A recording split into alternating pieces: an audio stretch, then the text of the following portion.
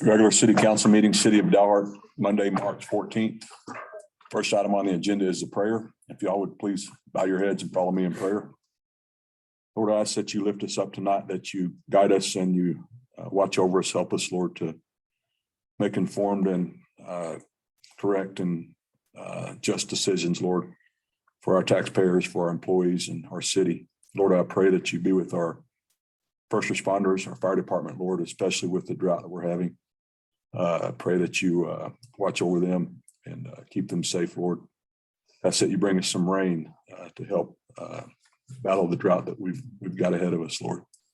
Lord, I ask that you watch over the people of Ukraine. I ask that you give them the tools they need and everything they need, Lord, to sustain and make the best of what a horrible situation it is, Lord.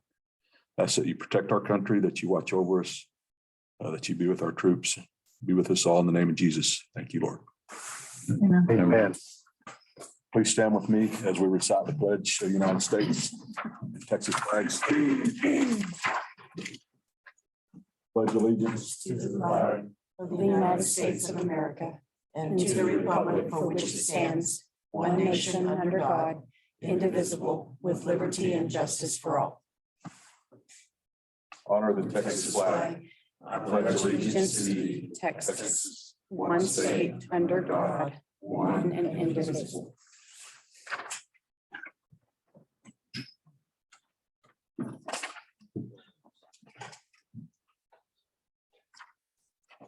First item on the agenda is consent agenda consisting of minutes from regular meeting on February 28th, 2022. Approval of February financial reports and February bills. Make a motion to accept the consent agenda. Second. All in favor? Aye. Any opposed? Item number 1, public comments. Nobody signed up. Look at this right here. Yeah, Gloria. Gloria, you're welcome to come up and speak.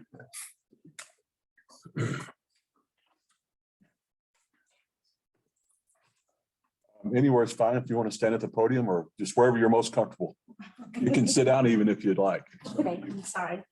Okay, my name is Gloria Francisco de Rubio. I have my business here, yes, 1 block away. I open a restaurant, but the business is too slow. I have a license from 4 years ago for wine and beers for the bar. I have rent the place more bigger. I want to try to do the most correct to do my business and keep the people onto the place, drink at the bar, dance, stay safe, and can drive it home safe without accident. This is my best English. Doing fine. You're doing great. Sorry. I'm asking for late hours because my business only work 1 day a week. I keep open and the rest of the week, but it's no business. And we had a place more bigger that I used to have in the restaurant. And I want to do only 21s and up because I don't want to get in trouble for minors. I try to bring a band for the community, for Spanish American, everywhere it's welcome. And but the problem is my license is so Sunday to Friday. It's only till midnight. And after that, they have 15 minutes to drink their beers while they have on the table. And Saturday only till 1 o'clock. And they have 15 minutes to drink all the beers while they have on the table. So after that time, I start to pick up all the bottles on the tables. So they can stay, keep dance. My business, I cannot sell more beers to that time. So I want to ask if I can get the late hours. Only one more hour on Saturday. 1 more hour to 2 o'clock. That's another counties, all the state has it to 2. And Or either way, if it's not allowed to approve the late hours, so only what I want is keep the people stay to 2 o'clock, drink their beers, so they're not here to drink their beers, so they can stay dancing. If it's not approved for the late hours. The application, it's 2 different licenses. I cannot stay, I can stay open to more time, but without sell beers, without no more business. But the people that still can dance for drinking, they only have 15 minutes to drink after the hours that we have right now. In this town, the TVC has no, I don't think they have approved for mixes. We don't have a mixes. We cannot have no margaritas, no any other drinks. And my license is only wine and beer, no liquor. That is the reason why I'm here. Okay. Does anybody have any questions? Thank you very much. Appreciate you. I'm sorry it took us a long time. No, no. Yeah.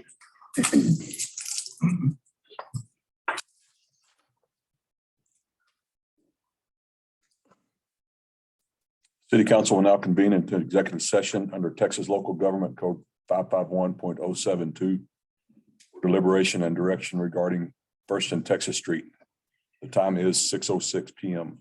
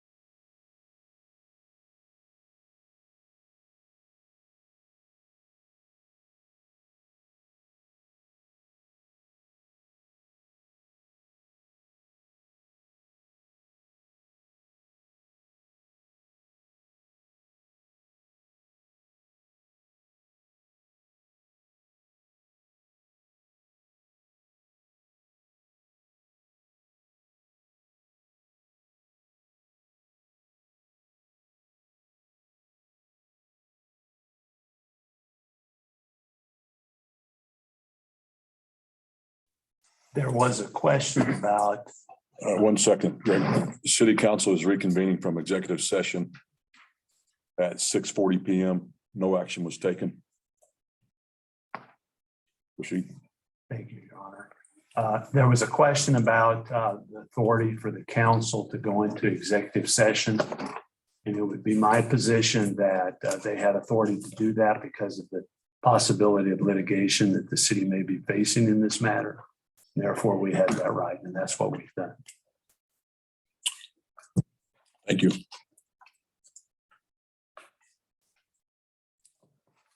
Item number 3, You have to make that motion. We motion. move on to number 3. Number 3, discussion and direction with city staff regarding intersection at First in Texas. So do we have the option to close it now, effective immediately until we, Temporarily. On a temporary basis. temporary basis, until we come up with a solution for the situation? Yes, sir. For the fact of the matter that it's a safety issue. From our perspective, that it's something we need to address. Okay.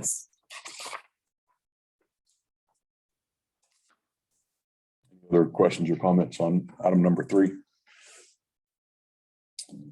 Make the motion, right? We need to direct staff what to do. Yes, there's really there's two things, Okay. is to direct us to the final action on concerning the road and to direct staff to do a temporary closure. So at this time, I'd like to direct staff to do a temporary closure.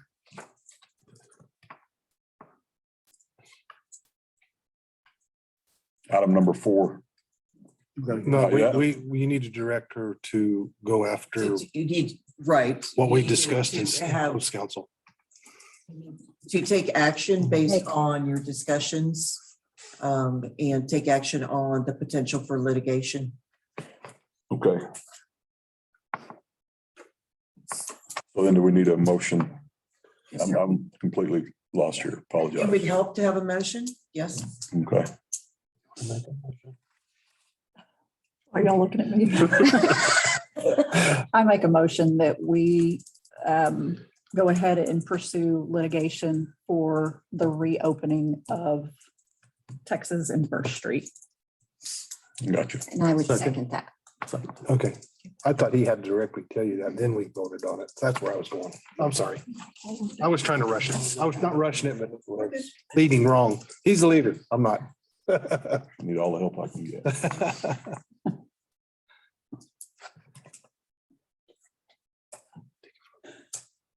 Now we'll vote. Okay, all in favor? Aye. Any opposed? Okay, now we're.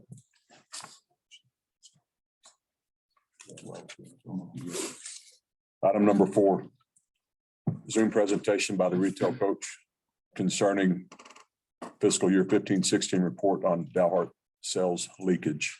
Okay, I apologize. He's right there. Thank you, thank God, thank you.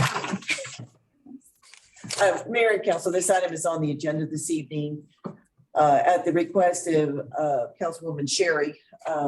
As you will recall from the agenda item, a survey was done by the retail coach back in fiscal year 15-16. At that time, there wasn't a lot of work that was done in response to that survey, and it basically has sat there on the shelf. Councilman Sherry met with the retail coach at TML last November, sort of resurrected it. And when I first started, it was one of the projects that she would like us to begin to look at and see if there's any use of the survey. What do we need to be doing? How can we update it? A lot has changed in the 5 years since that survey was done. It seemed appropriate, since the city council was probably, none of you were here when this was recommended by the EDC, that we brief you on exactly what the survey is and how it was done. And with that, Aaron Farmer, who is the president of the retail coach, has agreed to Zoom in with us tonight so that he can talk a little bit with you about the survey and future opportunities. It's the plan ultimately to put this on the April 5th agenda for the EDC. But tonight we wanted to use the council an introduction to the issue. Aaron. All right. Thanks so much for the introduction. Mayor and council, it's good to talk to you today.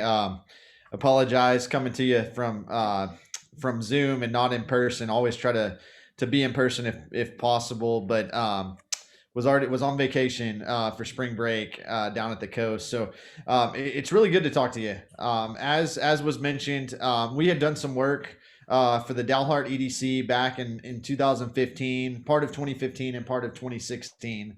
And what I'd love to do tonight is just take you through a presentation, kind of talk about where we were, where we're at now and where we're going.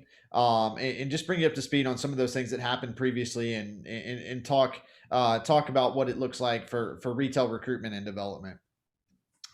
Real quick, just to jump into here and give you an idea of what we do at the Retail Coach, because I think for probably most of you, this is new to you. But what we do is we help communities identify their retail opportunities, and then we actually go out and recruit retailers and developers to the community, and then we coach our clients. We coach our municipalities on success. So really that kind of A to Z approach, and that's really where we get our name, the Retail Coach. A little bit of background on us. It was mentioned, we've done this for some time. We've been doing this for over 20 years. I've been with the Retail Coach now going on my 15th year. We've worked 650 client projects over those last 21 years. One thing we really pride ourselves on is we've got 95% repeat clients, or a 95% repeat client rate. So if we get the chance to work with the community, 95% plus of the time we work with them again on additional projects. And then just in the last 5 years, we've had a lot of success in your region, but specifically in the state of Texas. We've recruited about over 6 million square feet of retail. I'm based out of Austin, live in Dripping Springs, just west of Austin. Grew up in the Dallas-Fort Worth area. I focus on our Texas projects. So anything in Texas, that's my focus. Have friends in Dalhart, know Dalhart well. I'll talk about this as we go forward. During the 2015, 2016 time period, I traveled to Dalhart about 4 times. So got to spend some time in Dalhart and know the region well. Real quick, just to help you understand a little bit of how much we know Texas. So we partner regularly with the Texas Municipal League. I think that's where I ran into Sherry in the first place. We also lead the basic economic development course that TEACS and Texas A&M engineering puts on. So anybody that's becoming an economic development director, coordinator, looking to get certified, we teach that course. We teach the retail course there. And then also the Texas Economic Development Council, we partner with them on regular occasions as well. You can see some of these successes. These the 12 or so retailers and restaurants on the screen here. These are prospects that we've recruited to Texas communities in the last year. So this is just a handful of them, but everything from HTO to HEB to Brahms. We work with retailers, small and large, with our goal of helping to get them to the community. If we get a chance to work with you with the EDC down the road, this would be the project team. I would continue to be the project lead. And then you can see some of our additional staff here that would be a part of this project. But we're big believers. I talked about this. We've got to know Dalhart. We've got to know what's happening on every inch of the community. We've got to know what's happening on every corner, every street there. So what I looked at here and what I wanted to share with you is our previous work with Dalhart. For those of you that aren't familiar, we previously worked together, like I said, in 2015, 2016. This included really a full recruitment strategy. So identifying or doing the analysis to see who are the fits, what types of retail could you bring to the community? What is your retail opportunity?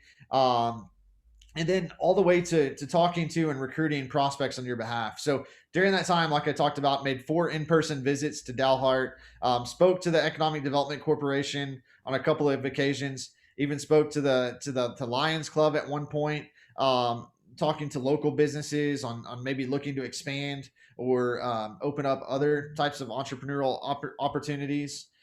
During that time, during this previous partnership, we identified over 20 retailers and restaurants.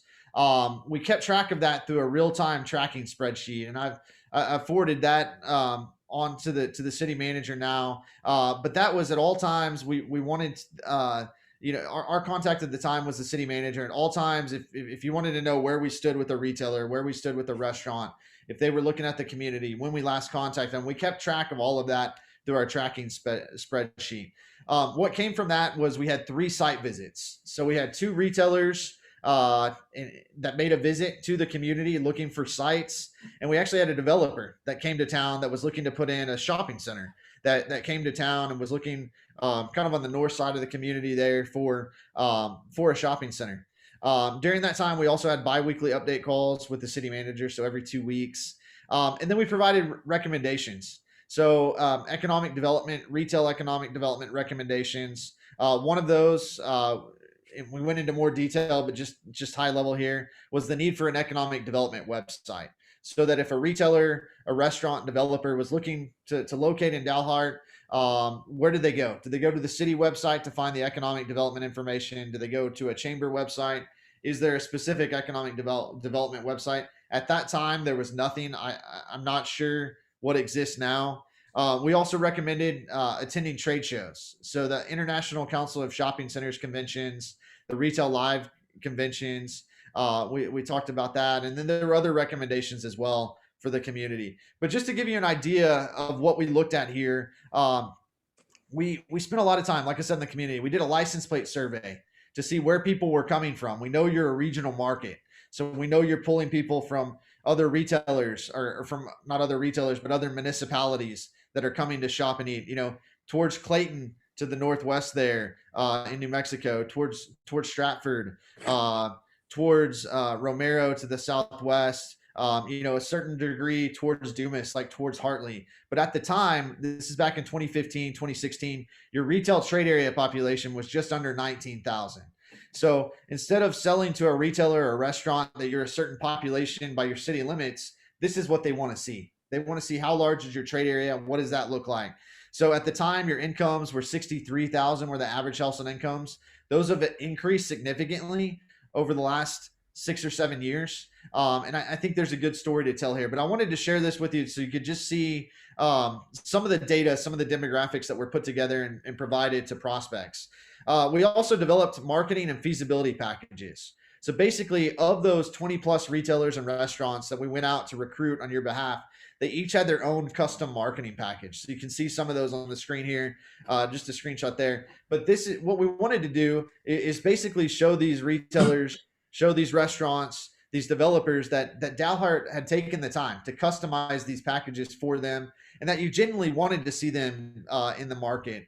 And then we developed all kinds of reports. So you can see an infographic here, demographic reports, psychographic reports. We had a primary trade area market profile, a retail trade area market profile. And then this is the type of information that we were getting out there to prospects to show them that they needed to be there, that there was an opportunity for them in the community. So back then, at the time, your leakage was about 150 million that was leaving on a yearly basis. So $150 million of Dalhart residents money was being spent in Dumas, in Amarillo, in Pampa, and surrounding areas. And I checked the leakage, the retail leakage now, and it's increased to 200 million. So roughly $200 million leaves Dalhart on a yearly basis and is being spent at restaurants and other communities, is being spent at retailers, you name it. So that's just kind of a recap of what we did from 2015 to 2016. We've got all of these reports that I've passed on to city staff, but we can get a copy to everyone if you want to take a look at it. But that's what we had done previously. Going forward, a lot has changed. A lot's changed in the last 7 years. I mentioned we used to use license plate studies. So we would drive around United, we would drive around your grocery stores, your retailers, your restaurants, and we would scan the license plates to see where people came from to shop and eat in Dalhart. Again, that's what retailers, that's what restaurants want to see, is where are people coming from? What does your retail draw looks like? But now, 6, 7 years later, we're now using cell phone data. So if you have a cell phone, instead of having to drive through these parking lots, we can tell that you were at United on a certain day. We can tell where you came from. We can tell what is your household address. So the data has improved dramatically over the last 6 or 7 years. And this is the type of data that retailers and restaurants, if they're going to look at locating in your community, this is what they want to see. So I went ahead and I don't know, you might not be able to see this here, but I'll just share this with you. This is a heat map for the grocery store in town, for United Supermarkets. And what this shows us is where your customers are coming from. So like I said, it might be hard to see on the screen there, but you're showing some on the map here, this heat map, you have a pretty large draw here. So down towards Channing to the south, even up to, like I said, Clayton, Stratford to the northeast, we can see what your trade area looks like by using this cell phone data. So now we can go to a retailer and a restaurant and say, hey, without a shadow of a doubt, if you were to put a location next to the hotel in town, this is where you're going to pull people from. If you're going to put a retail, if you're going to go into the strip center here, this is where you're going to pull people from. And based off of this cell phone analysis, we found that you had 45,000 unique customers that walked into United over the last 12 months. So in the last year, 45,000 unique customers. But what the kicker is here, you had 556,000 visits take place. So those 45,000 people made 550,000 visits. So now we have the metrics that we can show retailers, restaurants that the cell phone analysis really didn't give us that, hey, you need to consider locating a store, a restaurant, whatever it might be in Dalhart. We have the numbers to support it. So some pretty awesome data here. I'm just hitting the high level here, but cell phone data is what's expected when talking to prospects going forward. We also want to make sure you have up-to-date demographics. So I couldn't find any demographics on the website right now, but right now there could be retailers, there could be site selectors scouring the city website, the economic development website, wanting to know, what does that trade area look like? What do the demographics of Dalhart look like? And if they can't find it, they might move on to a different community. So what our recommendation is to update that information, update the data, and then get it out there, get it on the web. I'll talk about that a little bit further going forward here, but again, with a focus on the trade area. We'll also look at a retail demand outlook analysis. So we talked about the retail leakage, $200 million in retail leakage. We're also going to look at a demand outlook analysis, which will show us for about 70 different sectors, what is your demand today and what does that demand look like 5 years down the road? So retailers and restaurants don't want to just know that you're losing money. They want to know that your demand is increasing and going up. So you can see on the screen here, this is a demand analysis we put together for Wolford, just southwest suburb of Lubbock. We were able to show this analysis to Brahms. And then Brahms actually opened up their largest location in Wolford, Texas. Small, fast-growing community. But that just goes to show that the demand analysis, this is the type of information prospects want to see. We also have gotten even better at identifying fits. So I talked about there were over 20 retailers and restaurants that fit your market or were fits for Dalhart, should be there, that weren't there. We now use some even better technology where we rank retailers and restaurants based on, are they an A to F? How do they score? If they score an A or a B, they're a fit for the community. So you can see a kind of a match list that we put together for another community, not Dalhart, on the screen here. But being very strategic about it, identifying prospects that should be there, that aren't there, and really taking a scientific method towards that. We'll develop marketing and branding materials like we've already done and like we've done in the past. Obviously, those would be updated with the new look to them. But you want Dalhart to stand out. So if you're looking to recruit a retailer, developer, they get things sent to them, these site selectors, on a daily basis. They probably get multiple cities sending them things and on a weekly basis. What's going to make Dalhart stand out? So we do that marketing aspect of it, develop these really neat marketing materials so that you stand out. You see a couple of examples here. We have an infographic look to it, and then we have our retail market profile look for some other communities that we've developed. One thing that we've included in our proposal for you is actually an economic development or a retail economic development website.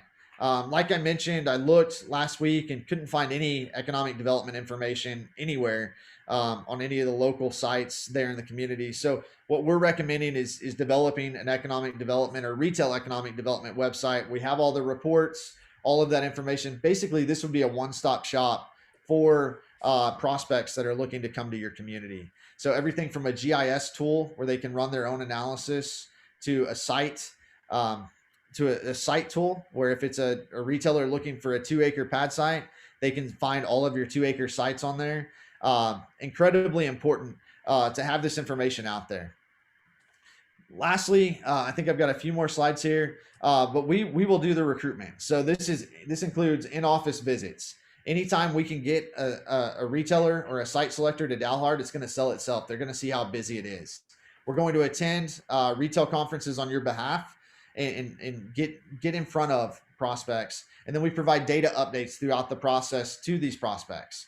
You can see kind of what our process looks like. We send emails, personal calls, in-person meetings. We even do it a little bit old school where we'll send handwritten notes after conferences, just so Dalhart and our other and will stand out in front of other communities. We also, I talked about, we keep a retail tracking spreadsheet, and we did this when we worked in 2015, 2016. You can kind of see what that would look like here. Y'all would have access at all times to know what we're working on, what we're talking about. We still have those bi-monthly phone call or bi-weekly phone calls. And then we keep track of this. So you would have a login and be able to see what's happening at all times from retailers and restaurants, what that outreach looks like, available to download reports, whatever that might be. And then lastly, ICSE and Retail Live. These are trade shows. One of the recommendations that I made to the Economic Development Corporation back in 2016 was how important it was to get the name Dalhart out there, how important it was to get to these trade shows. The ICSE Red River Conference is coming up at the end of this month. That's in Dallas. Probably too late for y'all to send somebody to that one at this point. But Recon is coming up in May. That's in Las Vegas. And then we've got other conferences. There's a Retail Live conference coming up in September in Austin that I would highly recommend us being a part of. We will already be out there. And if you're a client of ours at that point, we'll actually represent you at these trade shows. But I don't recall in the last 6 or 7 years seeing Dalhart at any of these conferences. And that was a recommendation back then. And that's going to be a recommendation I would make again right now. But we've got to be proactive in recruitment efforts, and trade shows are a great way to get in front of that. And then we stick with you. So coaching and ongoing support is something that we do. This is not supposed to be something that sits on the shelf. Retail is a process. Retail recruitment is absolutely a process. It can take anywhere from 12 to 24 months for a retailer to make their first visit, buy a piece of property, and then open up in the community. So we stick with you through that time, and that's where that coaching. That's really where we get our name, the Retail Coach, from.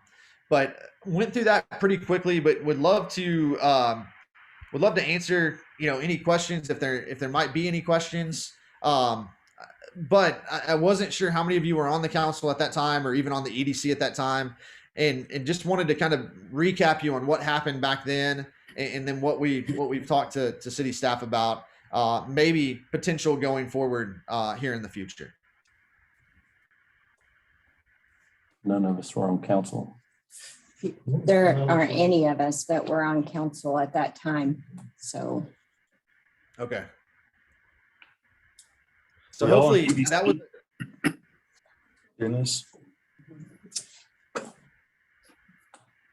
So Aaron, going forward, what can the EDC do to help in this situation? And if we decide we're going to go this direction, what is it that you need that would be better than what we had last time? Does that make sense? It does. I think what we really need to do is we need to really sit down and look at those recommendations. What we have to realize as Dalhart is we're competing not just with those communities directly around us, but we're competing with communities throughout the state of Texas, throughout the region. And right now, typically what happens is a retailer or restaurant will say, hey, I'm going to open 10 locations in the region. And, what we have to think about is what are we doing to make Dalhart at the top of that list, one of the top 3 on that list. And I think we just have to be a little bit more proactive. The things like I talked about, like having the information on a website. Try this when y'all go home. But if you want to find out what the demographics are, or you want to find the trade area of the community, I don't think you can find it anywhere. So be more proactive. I think, being more proactive at these trade shows, there's maybe 1 or 2 throughout the year that I would recommend. Not only our team, we're going to be there representing you there, but maybe sending 1 or 2 people from Dalhart Just realizing we're competing with others, really just, listening to those recommendations we made back then, a lot of them are still true today. And I think that's what's needed. Having a contact, having somebody for us to provide these updates to is incredibly important. One of the things that we like to do is make sure at all of your economic development corporation meetings, you have an update. So whether that's a Zoom update or whether that's a written update, depending on the day or the week it is. But I think we just have to get out there more, if that makes sense. You haven't seen a tremendous amount of retail or restaurant growth. You've seen a few new things happen, but I think you're primed for it. To be honest with you, so I don't know if that answers the question, but I think there's some steps that we can take to really get out there. But it's just got to be an aggressive kind of recruitment approach if we want to be serious about recruitment. You guys have questions? Just what types or are there any issues that you saw when you did this the last time that were barriers for people or retailers wanting to come into Dalhart? You said that you had interest. Yeah. Why didn't that go anywhere?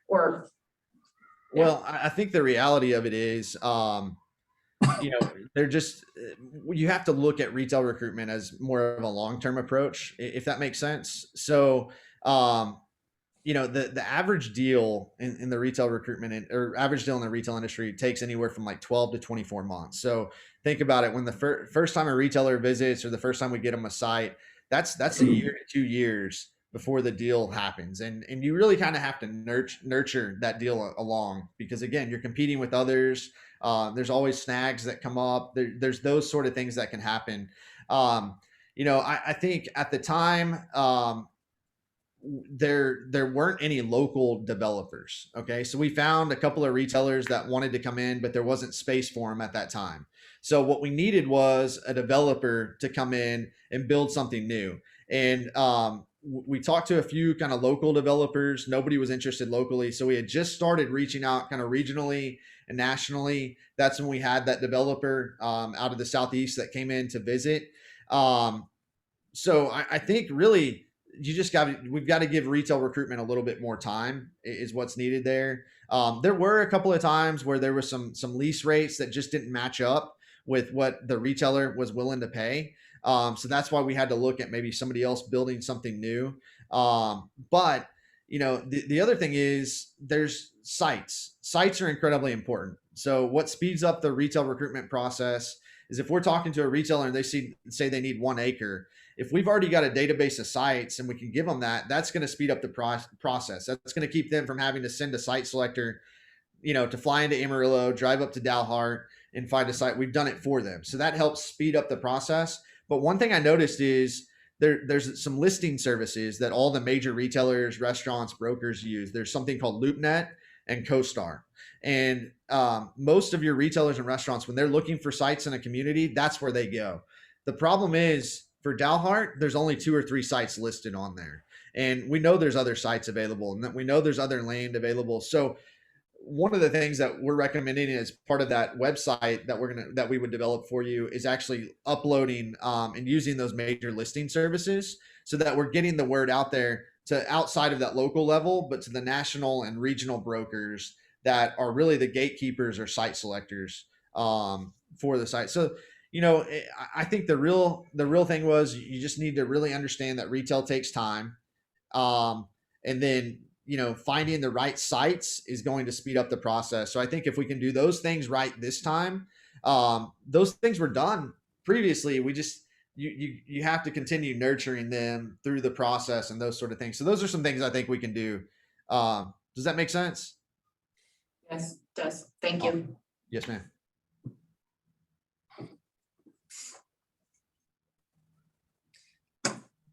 Does anyone else have any questions? I would offer just a couple of comments. I have not worked with the retail coach. I worked with one of his competitors. Who's sort of the same services, a little bit. I think they're a little bit more hands-on than the one that I was working with.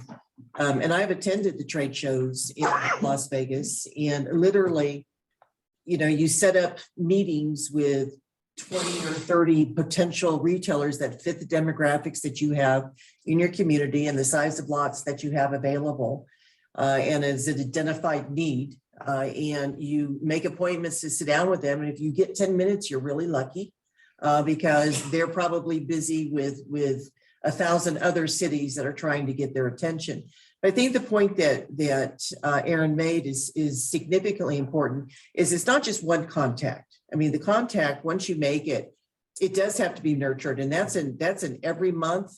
That is phone calls, that's Christmas cards, that is, why don't you come to town and we'll show you around. It is not something that you send them literature once and it happens. It's not something that you send them literature twice and it happens. It takes a lot more effort than that. And what that translates into is it takes somebody's time to do all of that. And that is something that as a city and the EPC will have to consider in terms of, if in fact we want to go down this route again, then how do we make sure that the same thing doesn't happen again that happened previously? When I look at, I didn't realize the numbers had grown that much. When I look at from a budget point of view and city services and operations and commitment to keep the property tax as low as you can, you have to gain revenue from someplace else. And, really, literally, the only place you can do it that has a significant contribution to your budget for operations and services is going to be through the growth of sales tax. And you can't grow sales tax unless you have a lot of more opportunities for people to stay local. The fact that we have to go to Dumas to get a hair dryer, and that you can't buy, I haven't checked, but I'm told you can't buy underwear here. That's a problem. And wouldn't it be better if our residents could buy more locally? Not everything will be taken care of, but they don't have to get on the road and face the drive. They don't have to spend the money on gas. And we get the benefit of that increased sales tax, which allows us to do more for the community. It is, someone will look at this with blinders on and say, well, nothing happened the first time, and we don't want to spend another $20,000, $30,000 because we won't get any results. That attitude will get you nothing, and it will get you no growth in retail sales. You literally have to understand what the challenge is and commit to meet that challenge with resources and time and effort and patience. Melissa, can I add one thing real quick? Sure. So, I like your point about, not being able to find everything you need here, having to go to Dumas, having to go other places to find things. One of the things I talked about, the cell phone analysis is new that we're using. One of the other things that we use also now is a propensity report. And what that propensity analysis will do is show us what specific items, what specific brands are people leaving Dalhart to go buy in Dumas, to go buy in Amarillo. And then now that we have those items, those products, the brands, not only can we use that to recruit national retailers and restaurants, but your existing businesses in town, we can work with them to make sure they carry the right line. So growing the overall economy, not just looking to bring in national retailers and restaurants, but helping to build that really strong mix of local, regional, and national as well.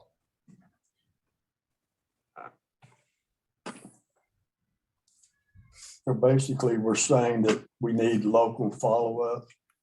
I think you need a program, you need a strategy. It has several components to it, but the most important component is there's a commitment to work the leads, follow up, stay in touch, and do what it takes to do, even if it takes 3 to 5 years. I was on a team that brought in a Taco Bell 5 years before they actually opened for business. So I think we can do about 80% of the legwork, but then there's that other 20% where your staff is going to be able to help us, through the planning process. Like, we like to take a deal from, I'd like to say A to X, and then the rest of the way to Z. The city, the broker, the developer, that property can take it from X to Z. But we can do about 80% of it, but we need a little bit of help, a little bit of follow up as we get into the final stages with these prospects. Does that make sense? Okay.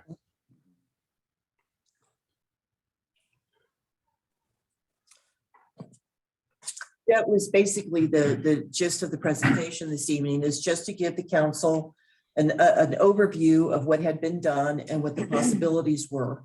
I think that, I don't know, Councilwoman Sherry, if you have anything else you want to add to that?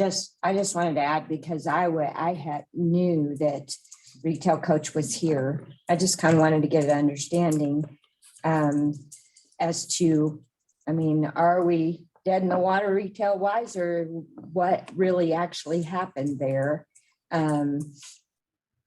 I'm one of those that has to, I mean, every time I need something, I seem like I have to travel somewhere, and I can't be the only one. And so I just wanted an understanding. And so when I stopped at their booth at TML, I ran right into Aaron, and he said, oh yeah, I was there. And I said, I'd like to know more as to why nothing really come of that. And so that's what triggered this is. Well, and you know, it's just maybe the community wasn't ready. Yes. And you know, the question becomes is, are we ready now? And then you look at someone who has new eyes looking at the city, and your new manager is going to come in and say, we need to work on programs to increase our revenues. Yes. So if we were to move forward, excuse me, would that be something that would go through EDC first and then to us, or something that So council would?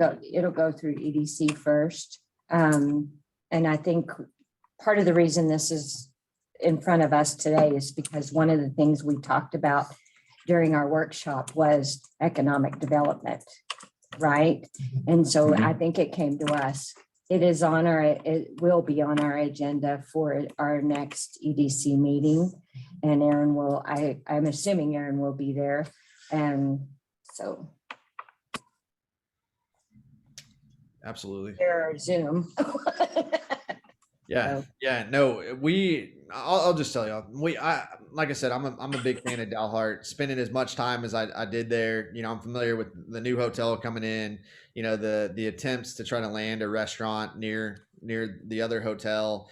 And, you know, the attempts to land more retail, more restaurants, those sort of things. Everybody wants to be in Texas. You just look around the state, you see retailers and restaurants. Texas has more going on than any others. I'd be the first to tell you if I thought the timing was wrong on this. I can honestly say I think we're in a much better place from an economic development standpoint or economic standpoint to be going after retailers and restaurants right now. There are a handful, or more than a handful, a number of them that I think are fits for Dalhart that could be successful and will help, Melissa, to your point, bring in more sales tax and you know, be able to help you do more from that standpoint. So I will definitely be part of that economic development meeting that's coming up. And if anybody has any questions, even after the meeting, driving home tonight or tomorrow, Melissa, I'd encourage you to share my contact info, my cell number. I'd be happy to talk through with anybody. You know, I know the community well. I still know most of the streets there, still know a lot of the buildings that are there. A couple of them are still available that were available 6 years ago from doing my research. So if there are any other further questions or anything, just let me know, and you know, hope that we get to work together again in the future. Thank you. Aaron, thank you very much. We appreciate your time. Thank you. Bye.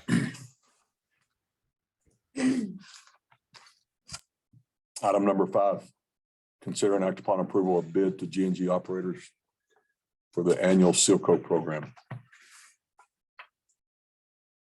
Looks like G&G was the only one that put the bid in. Is that They were correct? the only one to put the bid in, but I did ask the city engineer if it was a good bid, and he thought it was a very good bid. Good. Included, I'm sorry. I'm going to make a motion, we accept the bid. I'll second. All in favor? Aye. Any opposed?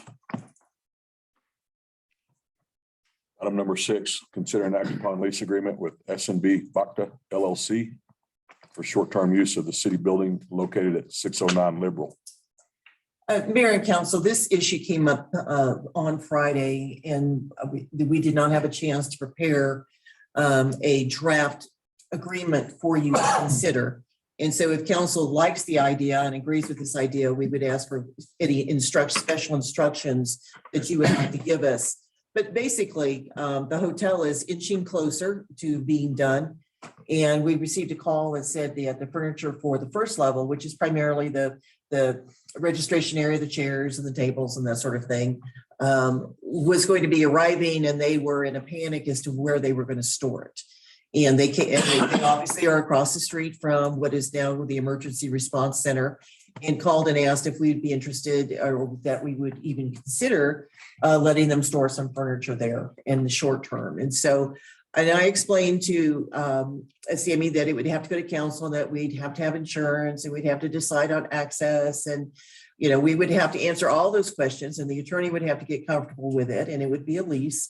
And I said, I didn't know if the council would want to charge you anything, but the bottom line is, this hotel is important enough to the community for the EDC to invest up to $450,000 in making it a reality.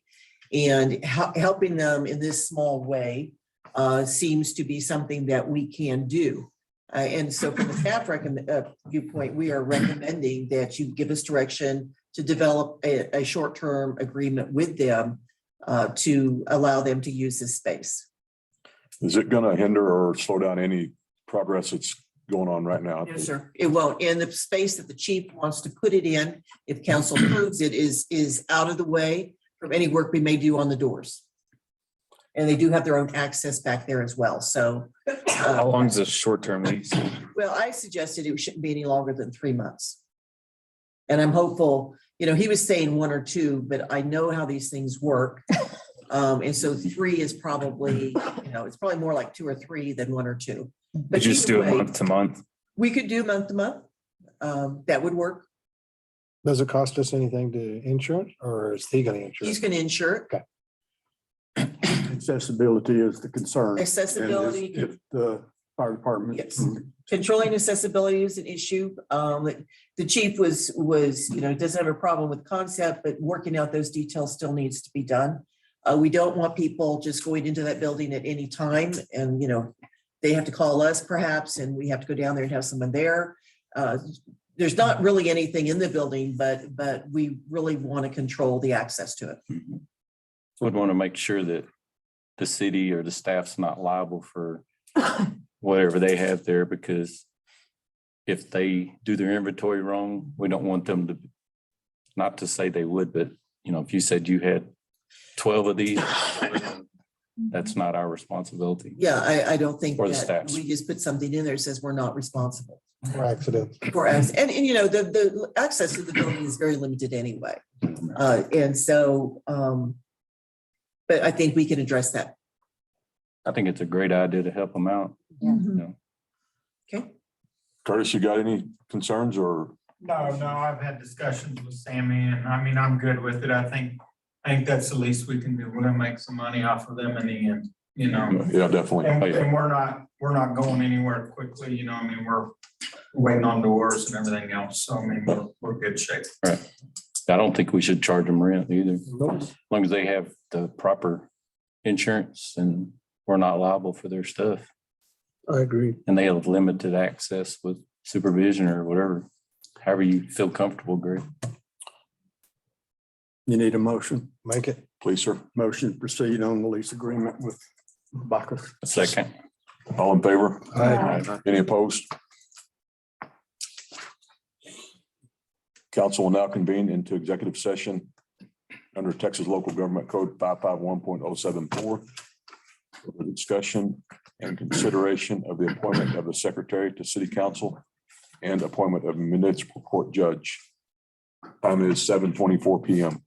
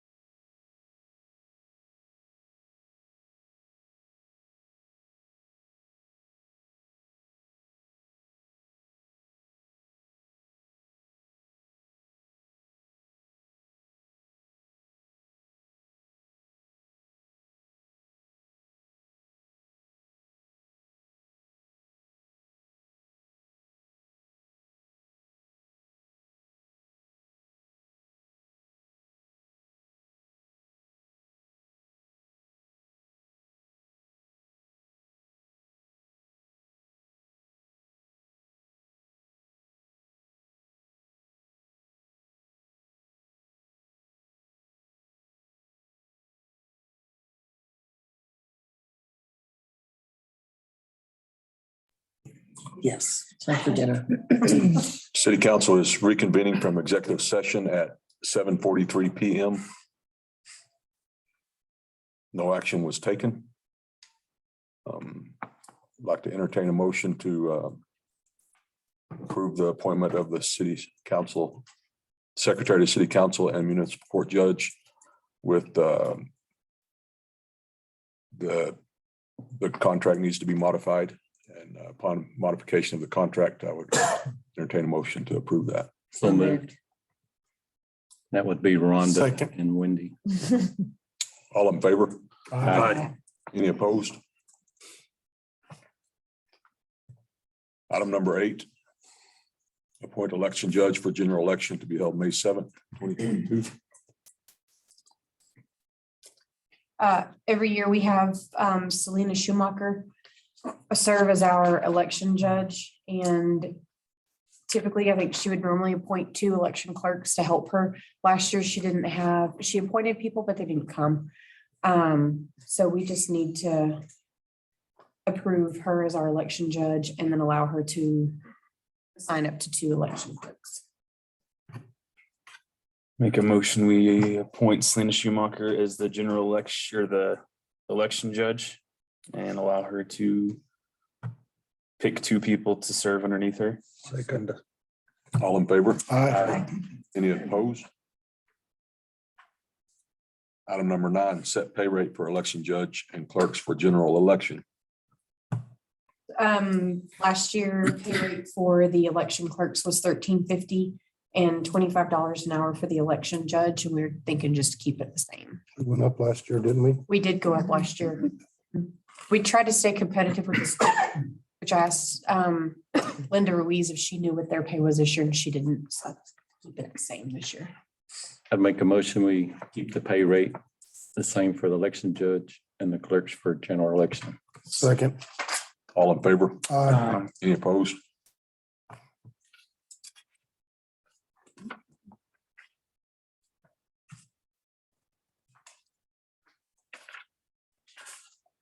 Item number 10, appoint early voting ballot board for general election. This will be the same, Selena Schumacher.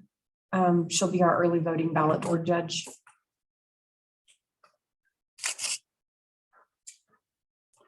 Make a motion, we appoint Selena Schumacher as the early voting ballot judge. Second. All in favor? Aye. Any opposed? Item number 11, designate early voting clerk and deputy early voting clerks for general election. And on this one, it would be myself as the early voting clerk. And then for my deputy early voting clerks, we'll have Trista. We had her last year also. And then Annabelle Acuna. She speaks Spanish, so that'll be beneficial if we have someone who's Spanish speaking that comes in to vote.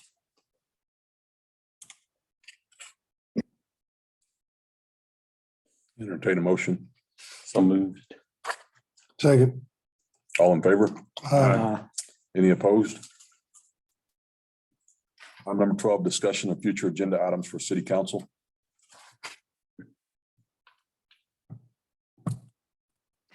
Do we need to add anything with? Oh. No, we weren't discussing, when were we supposed to discuss that? Or update them, if that's what you're talking about. I'm changing that. Well, this is a yeah, we'll wait until our discussion section because that's for future. Okay. And then we can open. The only thing we would need on future agenda is a time if we need to report. And we could I would request a work session, line item work session in the future for the charter council to talk to the council. Update the council. Does that work? I think so. Do you want to put a specific meeting on there? You want to leave that just open at this time? I think just to leave it open. Okay. Because then we need to reconvene.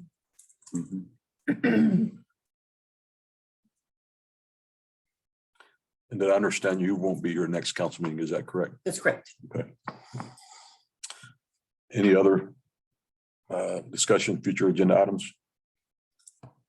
No. Item number 13, comments from city manager and department heads. I commented enough in my report. Got nothing? Good. Thank you. Curtis, you got anything?